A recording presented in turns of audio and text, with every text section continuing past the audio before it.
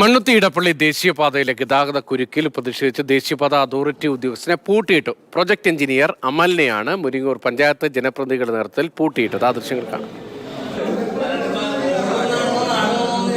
ഈ ദിവസം നമ്മൾ തീരുമാനിച്ചതല്ല, ഈ സമയം നമ്മൾ തീരുമാനിച്ചതല്ല. പക്ഷെ ഇന്ന് ഇവിടെ സമയം നമ്മൾ ഈ മീറ്റിങ്ങിന് എത്തുന്ന സമയത്ത് അമൽ മാത്രമാണ് ഇവിടെ എത്തിയിട്ടുള്ളത്. പി ഡി എത്തിയിട്ടില്ല. പി ഡി മറ്റൊരു മീറ്റിങ്ങിലാണെന്നാണ് പറയുന്നത്. പക്ഷെ ഇന്ന് പി ഡി നിശ്ചയിച്ച ദിവസവും പി ഡി നിശ്ചയിച്ച സമയവുമാണ്. പക്ഷെ അദ്ദേഹം ഇവിടെ എത്തിച്ചേർന്നിട്ടില്ല.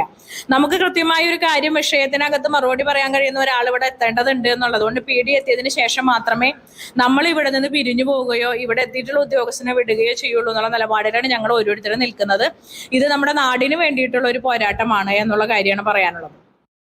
വിവരങ്ങളുമായി ലിഷ, ഈ പി ഡി എന്ന ആവർത്തി ആരാണ് ഈ പി ഡി? അയാളാണോ അവിടുത്തെ പ്രധാനപ്പെട്ട ചുമതലക്കാരൻ? ദേശീയപാത പ്രൊജക്ട് ഡയറക്ടറെയാണ് ഈ ടി ഡി എന്ന് ഉദ്ദേശിക്കുന്നത്.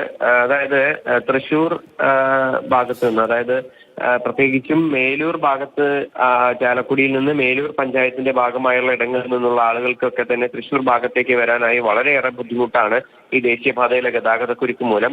അതുപോലെ തന്നെ മണ്ണുത്തി ഇടപ്പള്ളി ദേശീയപാതയിലെ ഈ ജോലികൾ നടക്കുന്ന ഇടത്തെല്ലാം തന്നെ വലിയ തോതിലുള്ള ഗതാഗതക്കുരുക്ക് അനുഭവപ്പെടുന്നു. ഇതിനൊരു എന്നാണ് ഈ ജോലികളൊക്കെ അവസാനിക്കുക? അതുപോലെ തന്നെ ഈ പഞ്ചായത്ത് ജനപ്രതിനിധികളുമായി ഇക്കാര്യങ്ങളൊക്കെ തന്നെ ചർച്ച ചെയ്യാനായി 2-3 ദിവസമായി ഈ ജനപ്രതിനിധികളുമായുള്ള ചർച്ച നിശ്ചയിച്ചിട്ട്, പക്ഷേ ഓരോ ദിവസവും ദേശീയപാത പ്രൊജക്ട് ഡയറക്ടർ എത്താനായി കഴിയില്ല എന്ന് അറിയിക്കുകയാണ്. ഒടുവിൽ ഇന്ന് ഈ യോഗം നടക്കുമെന്ന് അറിയിക്കുകയും ചെയ്തു. പക്ഷേ ഈ യോഗത്തിന്റെ സമയത്ത് പ്രൊജക്ട് ഡയറക്ടർ എത്തിയില്ലെന്ന് മാത്രമല്ല,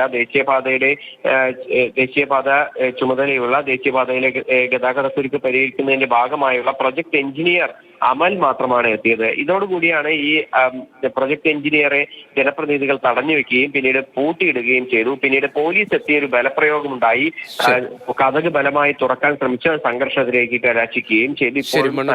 ദേശീയപാതയിലെ ഗതാഗതക്കുരുക്കിലാണ് പ്രതിഷേധമുണ്ടായത്. MS ലിഷോയാണ് വിവരങ്ങൾ നൽകിയത്.